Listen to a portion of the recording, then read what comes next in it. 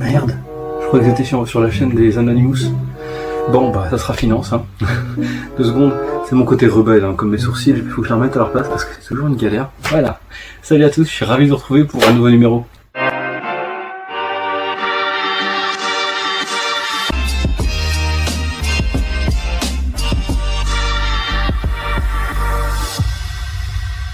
Nous allons donc aborder 3 points aujourd'hui.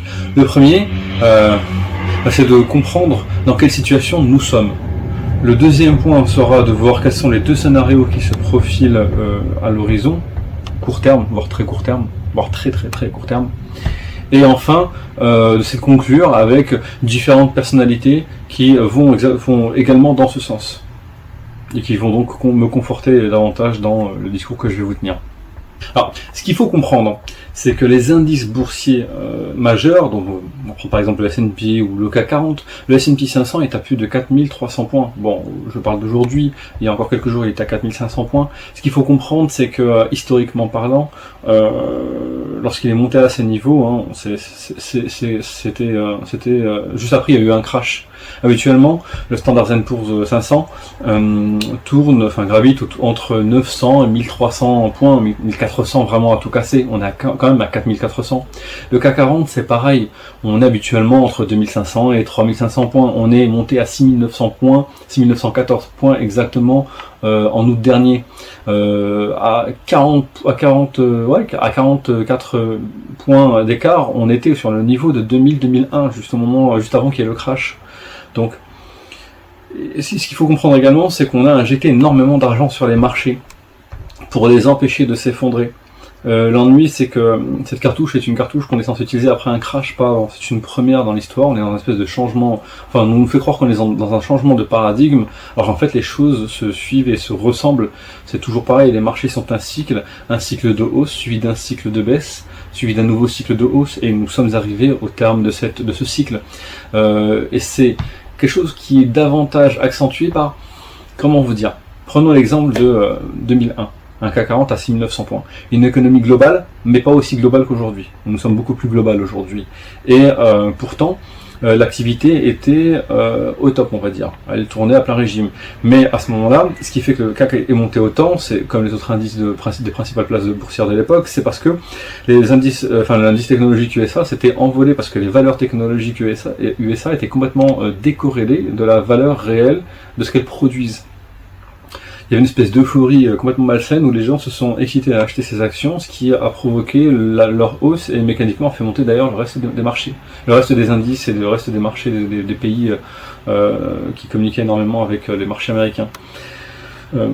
Donc aujourd'hui on a une crise sanitaire et au niveau mondial, c'est quelque chose, on est en train de vivre un moment historique littéralement. Et donc on est dans une période de fort ralentissement de l'activité économique, doublée de fortes pénuries. Et triplé d'une inflation.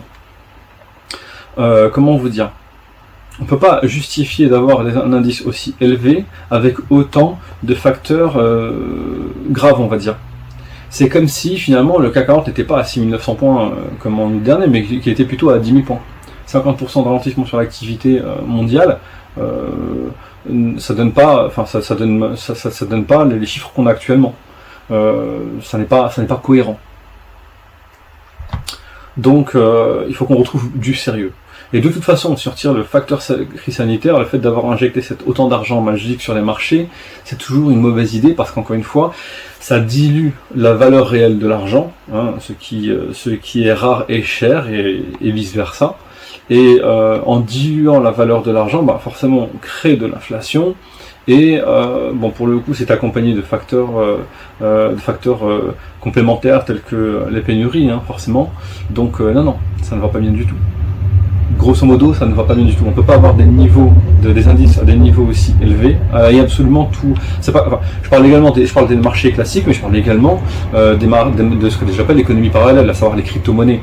Pourquoi est-ce que je dis parallèle ? Tout simplement parce que là où les marchés classiques reposent sur une base solide, hein, un marché obligataire, typiquement, le marché crypto ne repose que sur la confiance qu'on a dans le produit. Vous me direz, c'est le cas également sur les autres produits, mais ils ont une base, ils ont un socle, ils ont des fondations qui sont plus solides que la simple confiance qu'on accorde dans le produit. Là, la crypto, c'est vraiment, j'ai confiance, j'espère, je suis sûr qu'elle va monter, j'ai confiance dans le produit, donc je l'achète et puis j'attends que ça monte. Si ça le fait pas, si ça fait l'inverse, comme ça fait le yo-yo, hein, les crypto-monnaies ont pas mal fait le yo-yo, donc à un moment donné, on est fortement perdant, voire en faillite, enfin bref, catastrophe, hein, les cryptos. Mais bizarrement, le paradoxe qui s'est passé, c'est que le fait d'avoir eu autant d'argent, on a quand même mis 3 trillions, plus de 3 trillions même sur le marché des cryptos, et ça a servi un petit peu de coussin amortisseur pour les marchés officiels, donc tout ce qui est les actions, le marché des devises, donc le forex, le marché des matières premières, dans leur ensemble, les marchés officiels. Et disons que si cet argent n'était pas allé sur les cryptos, il serait forcément allé sur les marchés officiels, et ceux-ci seraient montés à des niveaux encore plus forts. Et donc les marchés auraient sans doute pété depuis un petit moment déjà. Donc là, ça a servi, on va dire, d'amortisseur. Et ça va sans doute continuer à le servir, mais pas pour très longtemps, parce qu'encore une fois, Christine Lagarde à la BCE, comme Powell à la Fed, comme Yellen aussi aux États-Unis, disent clairement qu'il faut réglementer le marché des cryptos, qu'elles ne valent rien du tout. C'est un signal que j'ai déjà annoncé dans ma vidéo concernant le Bitcoin et les cryptos de façon générale. C'est un signal majeur qu'il faut entendre et ne pas continuer à l'ignorer. Donc, à un moment donné, c'est une question de sécurité nationale, a annoncé Powell lorsque le yuan numérique est sorti. Parce que la Chine, finalement, elle a 10 ans d'avance sur le sujet, même si je ne doute pas de la capacité de l'Union européenne ou des États-Unis à rattraper leur retard. Tout simplement. Donc maintenant, on va voir la seconde partie. La seconde partie, c'est de voir quels sont les deux scénarios qui se profilent face à nous. Je dirais même qu'il y en a un qui ressort un peu plus que les autres. On va le voir tout de suite. C'est que le premier scénario, c'est que la Fed remonte ses taux après une bonne accélération de l'inflation. Donc les conséquences, elles sont assez importantes. Je vous rappelle que les marchés sont drogués au taux zéro. Les marchés, je parle des marchés, je parle également des institutions, donc qu'elles soient financières ou étatiques, c'est pas juste les traders, juste les boursicoteurs du dimanche, non, c'est que tout le monde s'y est mis. Hein. Donc, concrètement, à partir du moment où l'argent ne coûte rien, pire que les taux d'intérêt sont négatifs, c'est-à-dire qu'on peut emprunter, et en plus de ça, la Banque centrale verse un intérêt à l'État qui emprunte ou à l'institution financière qui emprunte, enfin, le monde marche sur la tête. Ça veut dire que c'est une raison de plus pour continuer à emprunter, parce que tout de suite là maintenant, cet argent ne coûte pas cher, parce que tout de suite là maintenant, il nous rapporte de l'argent, et donc du coup on décale le problème dans le temps, on le reporte à plus tard, on se dit on le verra plus tard. Mais quand les taux vont remonter, ça va faire très très mal. Donc effectivement là on emprunte à tour de bras, parce que A, ça ne coûte rien, et B, parce que ça va se faire ressentir sur notre feuille d'imposition dans les années qui viennent. C'est toujours le contribuable qui paye. Regardez le film The Big Short, hein, et vous comprendrez qu'à la fin, c'est bien les contribuables qui ont épongé les dettes des institutions financières américaines. Et donc là, c'est toujours pareil, l'histoire continue de se répéter, même si on explique que nous, on est dans un nouveau paradigme financier, c'est complètement faux. Les fondamentaux restent les fondamentaux, et ils sont toujours là pour rappeler à l'ordre les personnes qui essayent de faire croire le contraire. Qu'est-ce que je voulais vous dire voilà, donc si la Fed attend que l'inflation accélère pour lever ses taux, ce qui semble très fortement se profiler, eh bien, nous allons entrer en récession, avec toutes les conséquences qu'il va y avoir. Hein. C'est des tas d'entreprises qui vont faire faillite, le mur des entreprises zombies qui va s'abattre, enfin le tsunami d'ailleurs d'entreprises zombies qui va s'abattre sur l'économie mondiale, les pertes d'emplois qui vont très fortement durer. On sera plus sur un chômage en moyenne comme on le voit typiquement en France entre 1 et 2 ans, voilà, ça va durer 5, 6, 7 ans peut-être. Sans compter qu'on automatise toujours plus, hein, donc forcément il y a des emplois qui vont être détruits sur le très long terme, et il y aura un chômage qui sera assez constant dans le temps. D'où l'idée qu'ils ont de mettre en place le revenu universel, tel que l'Allemagne a justement décidé de le tester tout de suite après le premier confinement, sur un petit groupe de sa population. Donc je vous disais que A, emprunter, ça ne coûte rien, B, ça va se faire ressentir sur notre feuille d'imposition, et C, en fait, les institutions financières comme étatiques ont pris l'habitude de faire ce qu'on appelle de faire rouler la dette. En fait, avec l'augmentation naturelle du coût de la vie, sa valeur a tendance à diminuer. Donc on rembourse bien cette dette, hein, même si on met 20 ans, Ils sont dans un jeu en fait, il faut que je te rembourse ton 1 million, ok je vais l'emprunter, donc Pierre tu attends, je vais l'emprunter à Paul, et puis Paul me prête cet argent, je le rembourse à Pierre, puis après Pierre est content, il a eu son argent, mais Paul après il vient me courir après, donc je remprunte chez Pierre pour rembourser à Paul. Et à un moment donné avec le coût de la vie, ça fait le montant en question, la valeur du montant en question finit par diminuer. Et de cette manière on ne le ressent pas, enfin les États ou les institutions financières ne le ressentent pas, ne le sentent pas passer on va dire, et ont profité pleinement des gains potentiels qu'ils sont allés chercher à faire dessus. Alors, petit rappel, il se trouve qu'en 2018, Jérôme Powell a tenté de remonter les taux. On a tout de suite eu ce qu'on appelle une crise du repo. Donc, qu'est-ce qui s'est passé Les marchés ont perdu 20% immédiatement. Puis il est revenu assez vite, dès le lendemain, sur son discours, en disant non, mais attendez, papa, on se calme, je vais pas remonter les taux tout de suite comme ça, je dis juste qu'il faut qu'on envisage de le faire, blablabla, il rassure les marchés ont récupéré les 20% qu'ils ont perdus. Donc entre-temps, imaginez la quantité d'argent, la crise sanitaire, quelque part l'a sauvé, est arrivée, et donc imaginez la quantité d'argent regardez les chiffres, vous les trouverez, la quantité d'argent qui ont été injectés dans les économies entre Trump et Biden pour pouvoir sauver et relancer l'économie. Et là maintenant, il est face à ce mur, c'est que plus rien ne justifie, si ce n'est la difficile reprise de l'emploi aux États-Unis, plus rien ne justifie d'avoir cet eau bas. Il faut impérativement les remonter. Et forcément, il y aura de nouveau une crise du repos, il y aura de nouveau une perte de confiance sur les marchés qui va provoquer un crash. Donc là, ce qu'il fait finalement, c'est qu'il achète du temps. Plus on continue à acheter des actifs tous les mois, donc le fameux taper tantrum, pour rassurer les marchés, et en fait acheter, ça veut dire qu'à un moment donné il va falloir rembourser, et qui rembourse, encore une fois c'est le contribuable. Et bien entendu, tant qu'on achète, ça vous fait gonfler le marché, ça les maintient, ça les pousse vers la hausse, absolument toutes les nouvelles qui arrivent, c'est incroyable, tout va bien, les marchés continuent à monter. Il y a à peine Evergrande qui a un petit peu secoué les marchés, ou le discours de Jérôme Powell avant-hier avec celui d'Yellen, concernant le plafond de la dette, mais à part ça, je suis assez impressionné. Mais bon, c'est toujours pareil, c'est ce qu'on appelle une bulle. Sauf que d'habitude, j'ai bien dit une bulle. Sauf que c'est ce qu'on voit d'habitude. Mais là, c'est everything is bubble en fait. Donc que ce soit le marché action, que ce soit le marché obligataire, que ce soit le marché immobilier, que ce soit le marché crypto, tout est bulle. Et à un moment donné, tout ce qui monte finit toujours par redescendre. Simplement que plus c'est haut, plus dur sera la chute. Maintenant, nous allons voir le second scénario. La Fed, quand je dis la Fed, peu importe la banque, enfin c'est une banque centrale, donc que ce soit la Fed ou la Banque de Suisse, ou la Banque centrale suisse, je veux dire la banque centrale anglaise, je vais y arriver, ou peu importe. Quand je parle de banque centrale, je parle principalement de la Fed, parce que c'est celle qui m'intéresse le plus, mais c'est pareil pour toutes les autres. Donc l'idée c'est de dire qu'elle remonte le taux tout de suite. Si elle remonte le taux tout de suite, sachant que c'est déjà un petit peu trop tard, parce qu'elle aurait dû le faire déjà, on l'a depuis avril dernier, comme j'ai déjà annoncé dans mes précédentes vidéos, si elle remonte le taux tout de suite, on évite une grave récession, mais une récession quand même.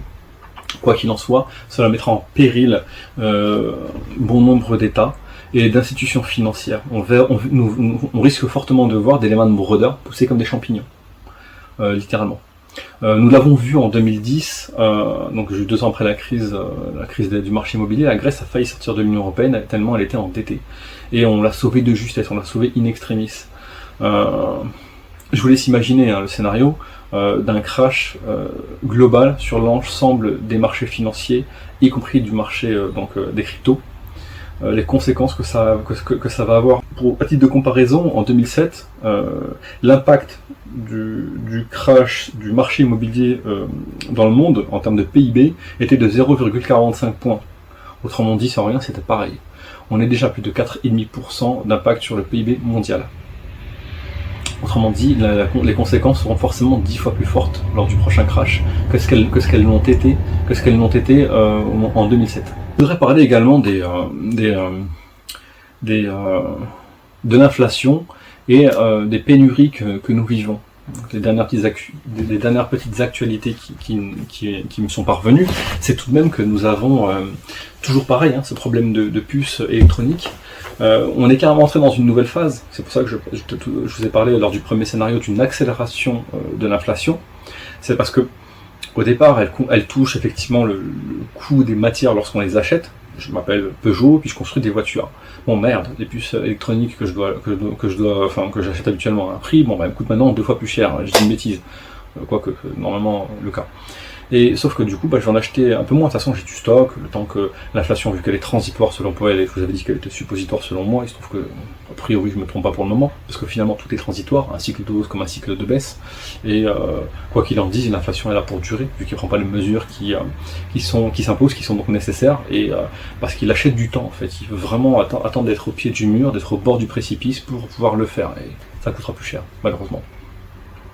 D'où le fait que je vous ai présenté ce premier scénario qui, selon moi, est celui qui était clairement en train de se profiler. Je me trompe peut-être, on verra bien. Donc voilà, pour en revenir à Peugeot, ce qui s'est passé typiquement cet été, c'est qu'ils ont épuisé tout leur stock de puces électroniques et d'autres matériaux qui leur manquaient, et donc ils ont dû mettre à l'arrêt leurs usines situées dans le nord de la France. Encore plus récemment, il y a 2 jours, on a Lotus qui du coup a demandé à ce qu'on répercute le prix, qu'on augmente le prix de 30% pour le consommateur final, à condition que le distributeur accepte de faire un effort en rognant sa marge, sachant que lui-même fait un effort en ce sens, parce que pour fabriquer le papier toilette, il faut le savoir, en fait, c'est une espèce de pâte qu'on prépare, qui est produite en Chine, et qui est ensuite acheminée par conteneur dans les principaux pays de la planète qui en consomment, et qui, ils se disent la pâte en question, la pâte vendue par la Chine, elle est bien moins chère que dans les pays dans lesquels nous vivons, ou même dans nos pays voisins, on va aller vraiment de l'autre côté de la planète. Sauf que, en fait, on a des entassements, on a des engorgements au niveau des ports, au niveau des containers. Ils montent plus trop sur les bateaux, il y a une espèce de fort ralentissement à ce niveau-là, et le prix des conteneurs a explosé. On est passé, juste avant la crise sanitaire qu'on connaît, de 2500 € le prix du conteneur à 2500 dollars à 13 500 $ le prix du conteneur. Donc c'est près de 5 fois plus cher.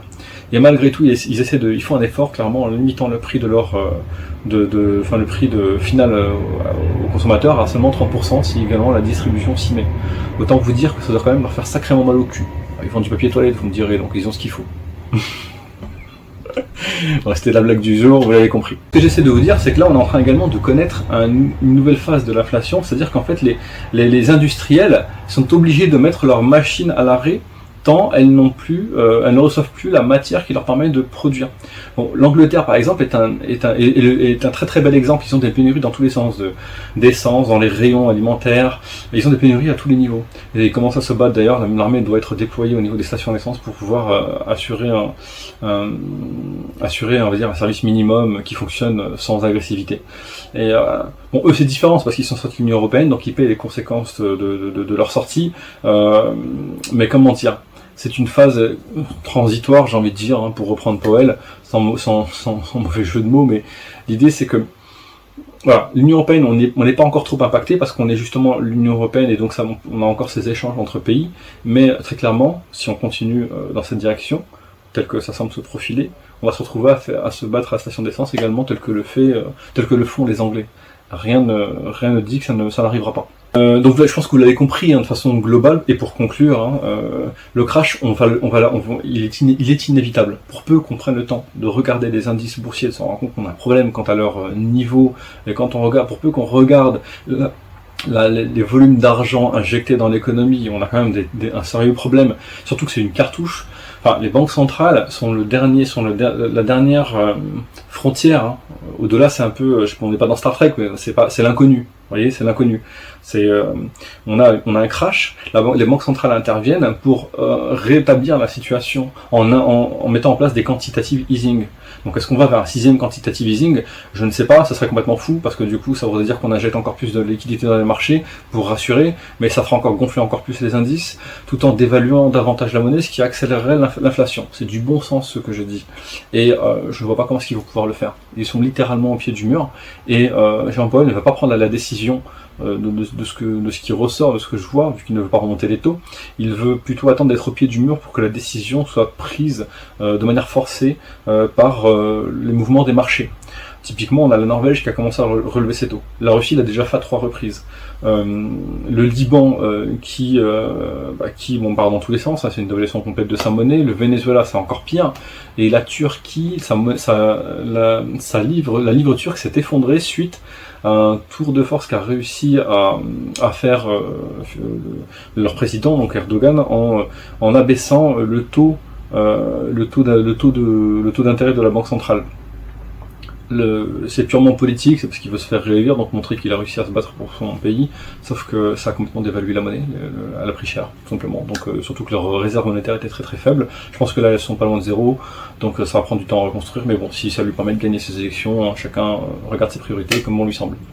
Donc là maintenant on va regarder je vais vous présenter quelques grands noms pour lesquels vous pouvez vous renseigner par vous-même. Je vais peut-être même vous mettre quelques articles en plus de leurs photos, pour certains d'entre eux, où ils parlent justement également à leur tour, ils expliquent qu'ils sont, que selon eux, ils prédisent un crash d'ici la fin de l'année pour certains d'entre eux, mais un crash en tout cas qui est imminent.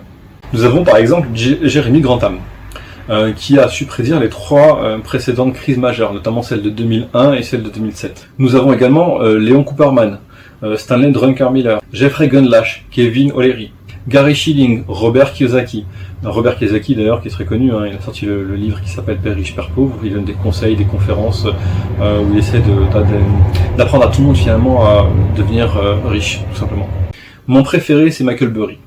Michael Burry, donc du film The Big Short, et du livre aussi. Il a prédit les 2 précédentes crises, et c'est sur la dernière qu'il a bâti sa réputation. Faut dire qu'avoir un syndrome d'Asperger et qui le pousse à être très doué, on va dire, dans l'analyse de données chiffrées, ça aide.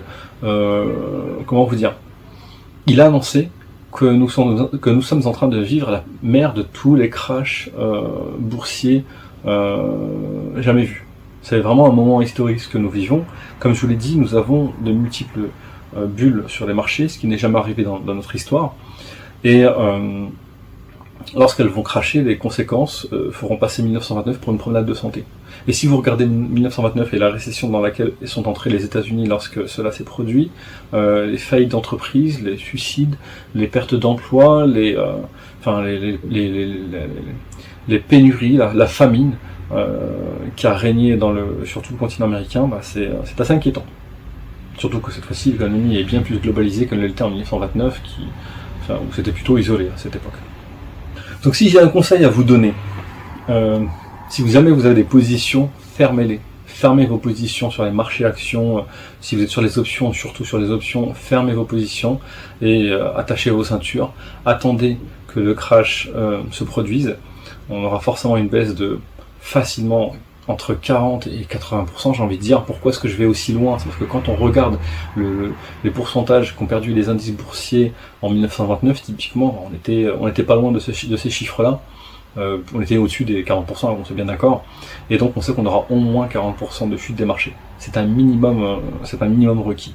Et si vous regardez, je vais vous afficher la petite image, vous allez voir les taux qu'on a perdus à chaque fois qu'il y a eu des crashs, et vous allez vous rendre compte par vous-même qu'on aura au moins ces chiffres-là dans une économie mondialisée telle qu'aujourd'hui. Et une fois que les marchés se sont crashés, comme vous pouvez le voir sur l'image en question, les cours sont remontés à un certain niveau de pourcentage. Donc une fois que les marchés ont crashé, plutôt que d'acheter des actions, achetez des indices. Les indices renferment les sociétés et leurs actions, mais surtout, comme certaines entreprises, il faut vraiment imaginer qu'en fait il y a des entreprises qui vont disparaître, soit immédiatement, soit un petit peu plus tard. Comme on ne peut pas savoir lesquelles, l'idée c'est encore de se prémunir en achetant uniquement l'indice et non pas les actions qu'on a envie d'acheter. Et là on est sûr de voir les indices remonter avec le temps de 20, 30, 40% facilement dès la première année.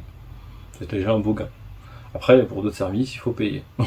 Et c'est pas du tout mon métier. Il faut aller voir des professionnels pour ça. Bon allez, j'en ai fini avec vous pour aujourd'hui. Je vous retrouve pour une prochaine vidéo. Je vous laisse, il faut absolument que je retrouve mes copains rebelles, les Anonymous. Donc voilà, il faut qu'on ait fait une vidéo là. Ciao, ciao.